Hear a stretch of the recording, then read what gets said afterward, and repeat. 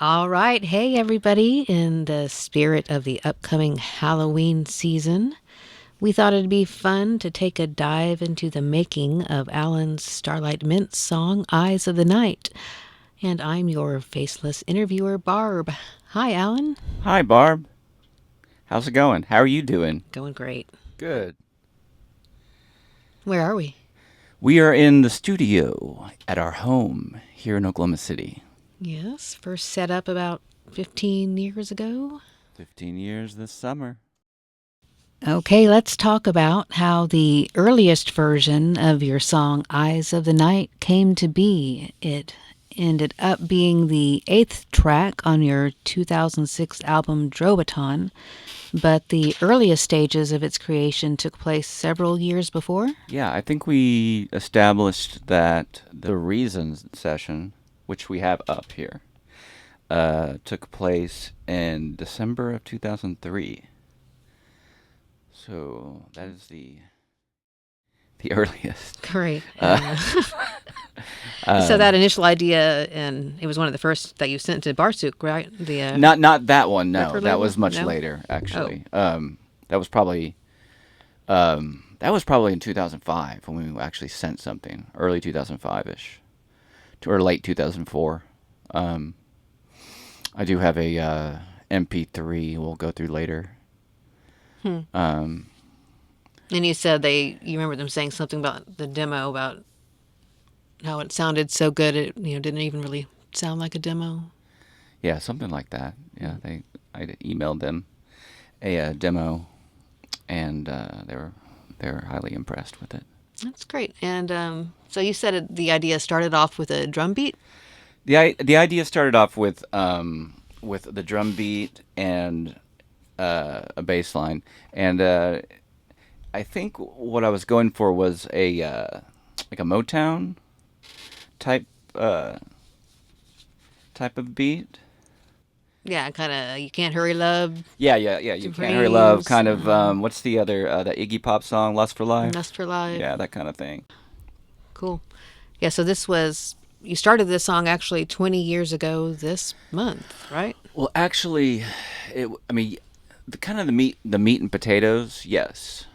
We found a file that is actually from October of 2004, which is really creepy, but that it's 20 years ago.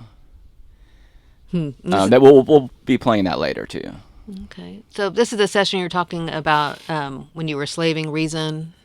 Slaving Reason, which Yeah. means that you have Pro Tools. You open Pro Tools up and you what they call rewire Reason, the program Reason, into Pro Tools. And so the audio comes through an auxiliary channel on one of the Pro Tools tracks. But Reason is more of like a sequencer, so you're just kind of like putting the notes in there, and it's like a sampler. Right, so it's like temporary tracks that are replaced then later down the line. That's the goal. Okay, so we're going to listen to one of the earliest Reason sessions and hear kind of where the idea began. Yeah, this session was called, it was originally called the new rocket beat, ! So let's go ahead and listen to that real quick.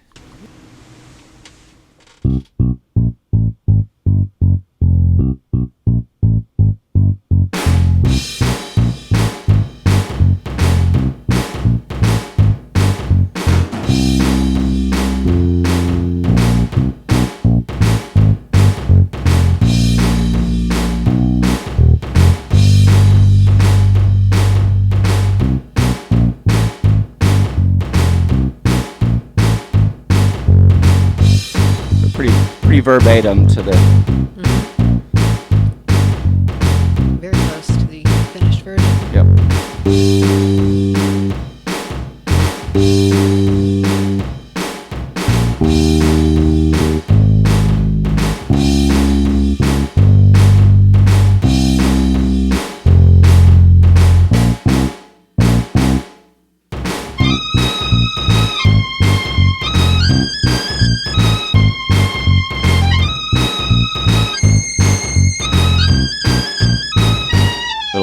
synthesizer there, also in this session.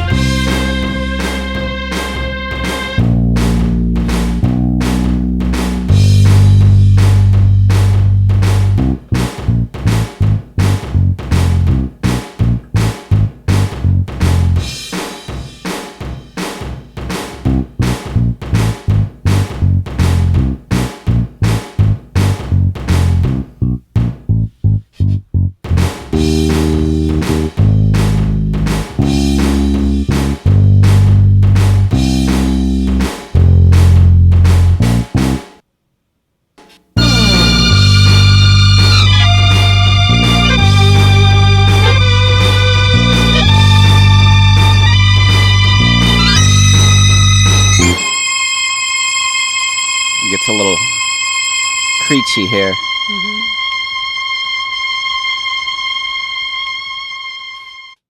So cool. So that you hear a lot of the obviously hear a lot of the meat and potatoes from just that instrumental. And I forgot to add that it had that synthesizer in there. Right. That was drum added. beat, that bass line, it was all pretty firmly Pretty established. much everything except for the outro, as in parts, without any lyrics, obviously. So the vocal hook, you say it kind of came to you kind of right away? I'm not sure. I mean, session-wise, I can look back and I think it was a session called, let's see, a ProTools session called Rocket PT. Right. You'd said some of the first takes you did of it ended up in the final mix. Perhaps, yeah. Let's take a listen to this real quick. Okay. Cool.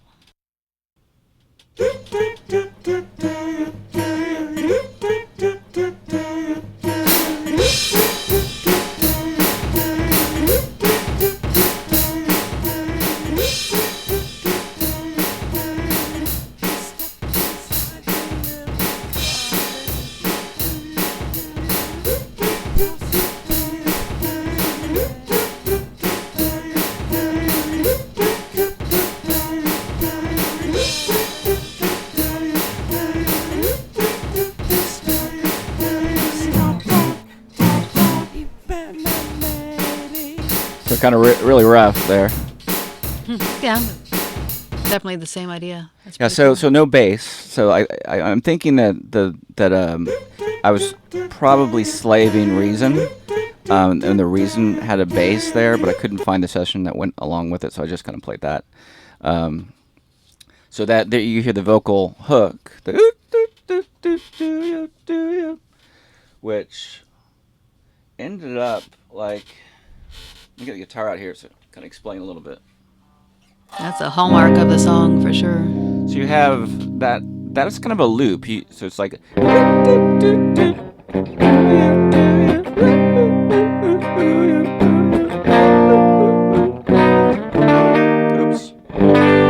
So it goes over all those parts. And also the outro towards the end. So what I ended up doing is just looping myself singing that 2 or 3 times, I'm not sure, and just kind of it's not the easiest part to sing, so I just sort of looped it once I got a good take of it. So like I said, I'm not sure if that last thing we heard was the actual take, but it sounded close to it. Yeah, it sounds pretty close. So this version is called Eyes O Night EXP 166, I believe. And it's a fully realized demo. I think I did this before I played anyone in the band, a version of it. So it's let's check this out. Sounds good.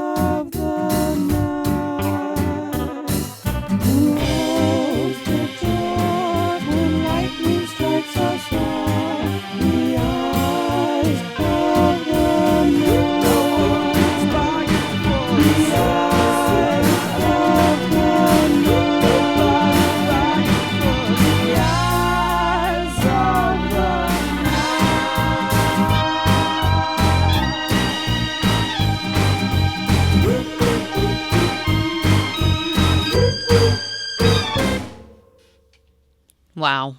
So that Love arrangement's it. exactly like, I mean, that's the song, you know. Just a couple of tiny lyrical Yeah, just, tweaks. yeah. But other than that, So that was wow. Reason drums, Reason bass, guitars.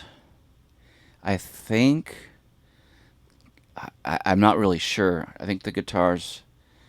I might have been going direct, or did I do an amp? I'm not sure. And then the organs are obviously from Reason, and then a bunch of vocals. You know, a bunch of vocal All ideas. your falsetto. So, are there any other early sessions you would like to share with us? Yeah, there is one that has like some banjo and some piano. It's pretty. Yeah, something you were talking about that you weren't using plugins on. Well, yeah, the any of this stuff that you're hearing from Pro Tools sessions, I never was thinking about it sounding good, except for, you know, the arrangement. I knew that we're going to be going to the studio, so I never really used like plugins or anything, no EQs or nothing, you know. So what you're hearing is very just the actual the singing going into the preamp. Okay, yeah, it's called the session is called Basketball. So let me tell you a little bit about this. Sorry, can you hear me now? The session's called Basketball. And so this is, I do have a memory of this. So I had an office at the next door to the Opolis. I was in the back, and there's a piano kind of by my office. So kind of I would record quite a bit of piano at the time. Like I did, the student film album that has the piano solo in the middle of it. Sleeping Giant? Yeah. All of Me. What's the name of that song? Which one might I find out? Crows in Action? No. Extravagant Living. Oh, okay. Yeah. Yeah. That was I did that piano at the Opolis. That was a good time. Fond memory. So this is let's check this out. I mean, it's got so the basketball thing. I had this idea. This is kind of like after the fact of what we've been listening to. I was just an experimental session of me. For some dumb reason, I wanted to try to start the song with a basketball, doing the kick drum. So what you're going to be hearing at the beginning is basketball, I think. Let's check this out. And then you'll hear some banjos and some piano in there as well. It's horribly mixed. It's just kind of me opening the session up quickly.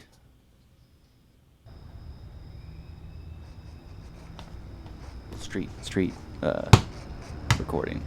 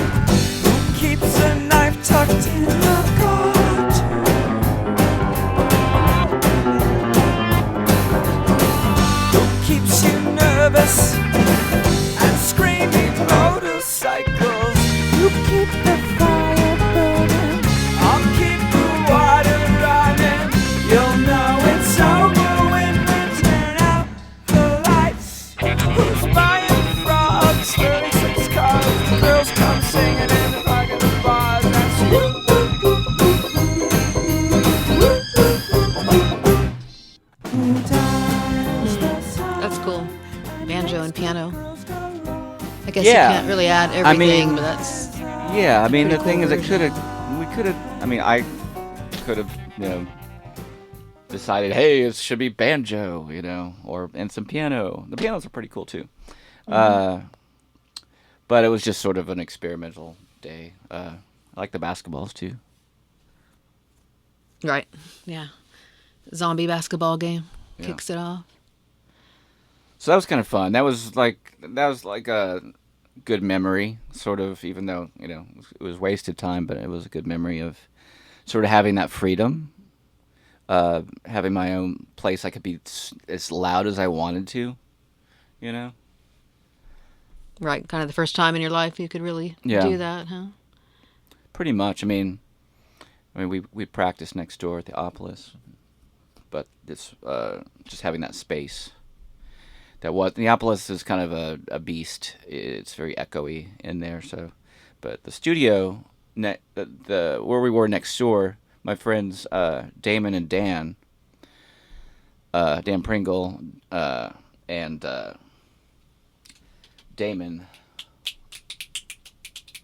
What is Damon's last name? Cook. Damon Cook. Thank you. Hmm.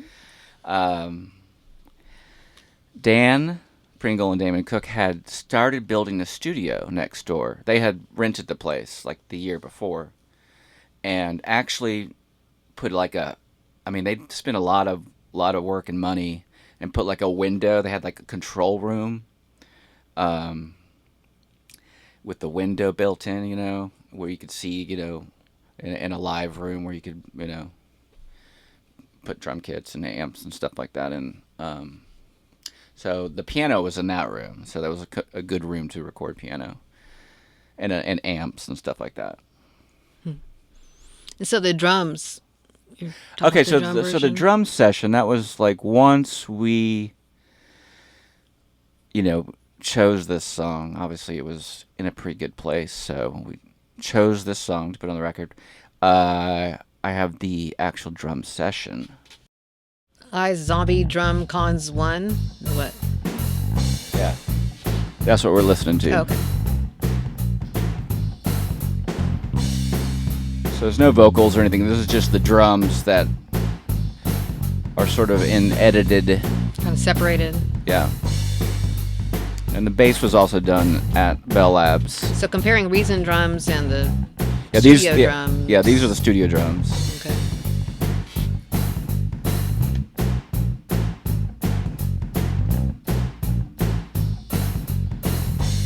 Kind of crazy because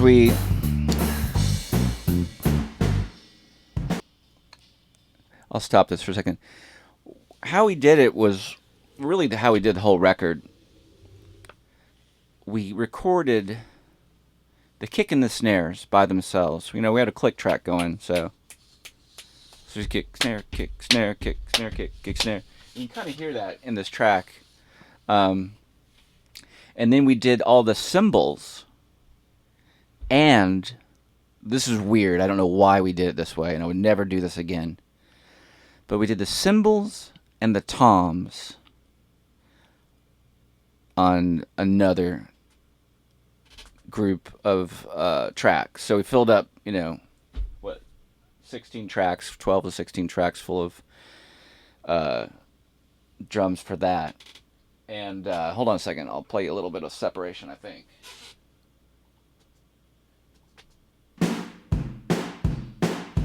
Yeah, so this is the kick and snare only. And this is edited, so this isn't exactly being played live or anything, but it is being played live, but manipulated after the fact. That's kind of why we did it. We wanted to have a perfect kick and snare. And now here, this might be cymbals here. Let's check this out. No. Okay, this is just soloing out. This is the overhead mics doing the kick and snare. And here comes the room mics, I think, after that.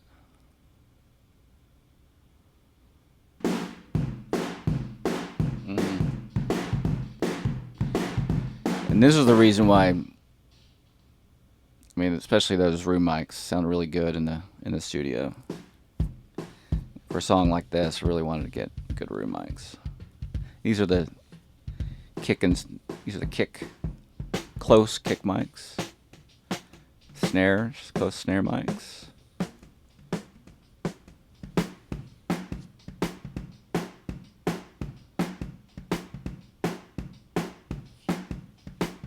So all of these recordings just have zero effects on them, right? No equalizers. Yeah, these are just these are nothing. just mics basically all together. These are all together now, I think. Sound pretty cool just by themselves, you know. Mm-hmm. And then coming up here, here we go.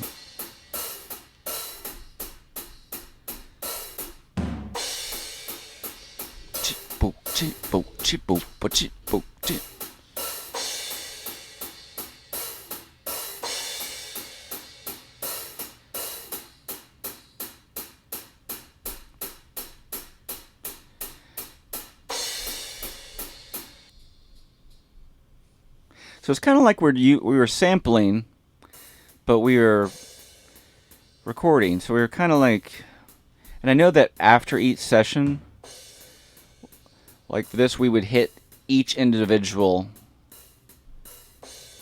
instrument and let it ring out. Like a tom, we'd hit it, open hi-hat, closed hi-hat, kind of medium hi-hat, kick, snares. And on like fills, we would actually do the fills multiple times just to have the. And it was a ton of editing, but it kind of gave the album sort of a vibe, you know. Mm-hmm.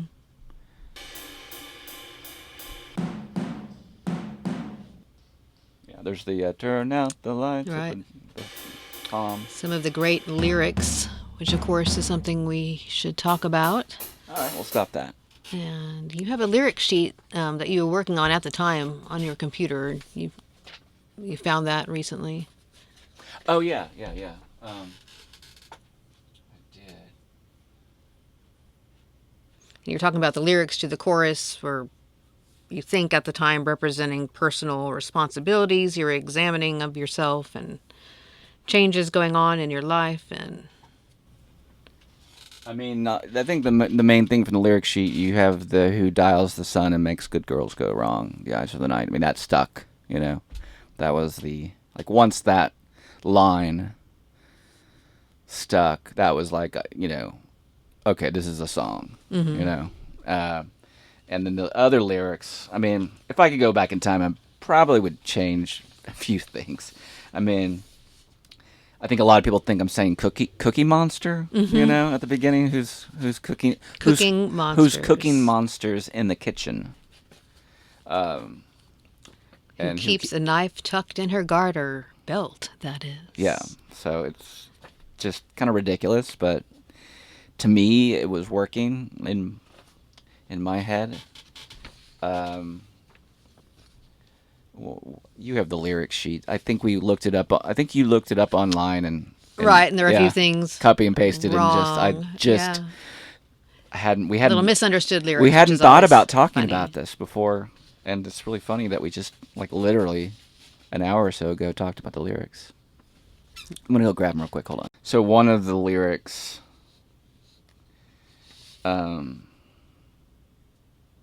it's funny because online, who dials that sun, S-O-N, and it just doesn't make any sense to me. Because it's S-U-N. It's who dials the sun. Sun. Yeah. In the sky. Yeah. Right. That scream at the beginning, can you tell Man, us? I think it's in one of these. I think it's in one of these sessions, and I think it comes later in the song, and then I just copy and pasted it, put it at the beginning. I think. I mean, there's a couple different screams. Mm-hmm. But this song ended up being your first to hit 1 million streams on Spotify. That is true. Right. A couple years ago. Yeah. Or a year. Halloween season seems to. Yeah, Halloween. Give I think it it's a on boost. a playlist. Spooky or no? No, we were thinking of our song, Your Love Isn't Real. Right. Which you're about to say, right, that It is on a Halloween. I think it's on an official Halloween Spotify playlist. No, that was Pumpkin. Who dials the sun and makes good girls go wrong? The eyes of the night. Who holds? So you later heard there was interest in the song for usage as the theme for a 2009 BBC Supernatural 6-part miniseries called Demons. Awesome show, yeah. It was about a British teenager who finds out he's the last descendant of legendary vampire slayer Van Helsing. Yeah, Right. really fun show. And Right. theme song, so they kind of chopped it up. So, like, who's cooking monsters in the kitchen? And then, like screaming motorcycles, they kind of would chop up some of the lines and then turn out the lights. It ended right there. Right. Turn out It was the edited lights. really cool. It was cool how they'd use the scream at the beginning Yeah. of the song as a stinger, like Yeah. punctuating something that's actually happening Every episode. on screen. Yeah. I loved how it actually incorporated an element of the show into the song. And as a person who has a long time deep appreciation for how music is used in film and TV, that was, kind of tickled me to see that, that episode 4 says they're not dead, they're undead. And then bam, the scream and straight Yeah. into the theme song. It's just really effective how they used that. And the score was by British composer Jack Arnold. Yeah. Jack Arnold. But the song also was featured in the 2006 movie Van Wilder Rise of Taj. The Rise of Taj. Right. Starring Kal Penn, best known for Oh, Harold and Kumar's Big Adventure. What is that movie called? several. There's I know, but like that's two or his, three like, of them. But that's yeah. just like Harold and Kumar's. Right. White Castle Adventures. Yeah. And There's a Lauren couple- Cohen was in it too. And that's Walking Dead. Yeah, Maggie in Yeah, Walking Dead. yeah. She's awesome. really awesome. So Yeah, pretty cool stuff. that was cool. So I was looking through a file folder of reviews and interviews and that sort of thing. And wanted to mention a couple of things I came across. Lindsay Thomas of the Houston Press said, "The creeping monster bop of Eyes of the Night could score a decent live-action Scooby-Doo movie should anyone ever decide to make one." Which, of course, there is one now, isn't there? I think there's like a few. Yeah. Yeah. Right. And Too Brian. bad on that. Yeah. That doesn't work out. Yeah. Brian Heater of Aversion said the song with its comic book horror title and opening scream is a rocker. And He ain't wrong. Lost at Sea said the killer bleeds into the infectious, raucous eyes of the night, which sounds a little like combat rock era Clash, as played by the London Philharmonic. I forgot that the songs bleed together, which I shouldn't have done. At that time, that was kind of the cool thing to do. Yeah, was going to bleed your songs into Keeps other. the mood going. It's not good for people editing their song though. Putting it on something. Let's see. And there's an article interview with You Ain't No Picasso. And it said, even more so than the production, Drowaton seems to shine for one reason, melody.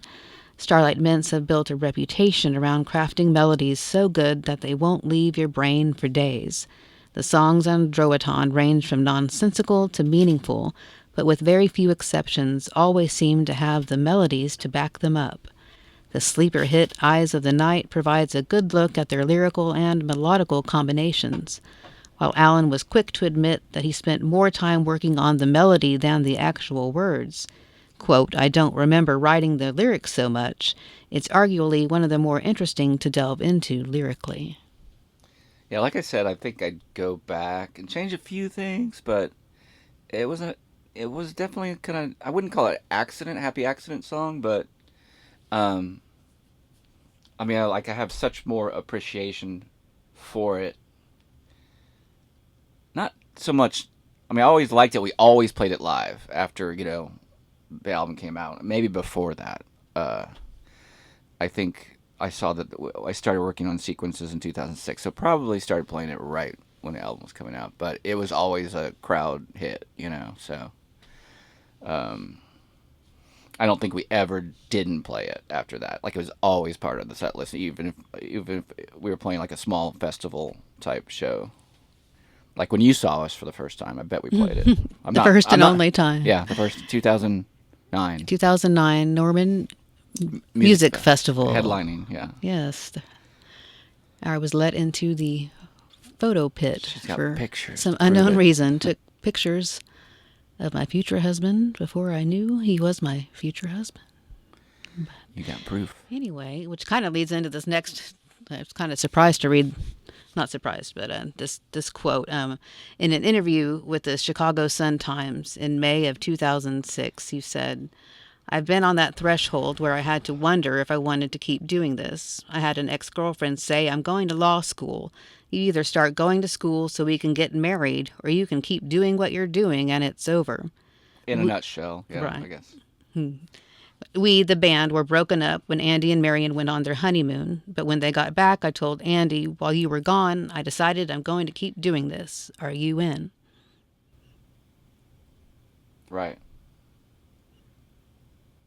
And You look that like you're was it. asking me if I'm in. That's why I didn't respond, because you're like looking at me like, "Are you? Am I supposed to say yes?" No, that's what. I'm that's just quoting kind of, the article That's kind of in here. a nutshell. I mean, I kind of, Right. you know, That you'd had the songs really together, and it was kind of, all right, we're either going to yeah, keep trying for right, now or not. But right. anyway, great song. And as far as that went, you ultimately found a partner who's supportive I of did, your darling. musical endeavors and been a part of them. But do we want to mention that our next release will feature a couple of our last reimaginings of two of your Starlight Mints songs? Yeah, we have several. Well, not several. A group so far of 6 songs.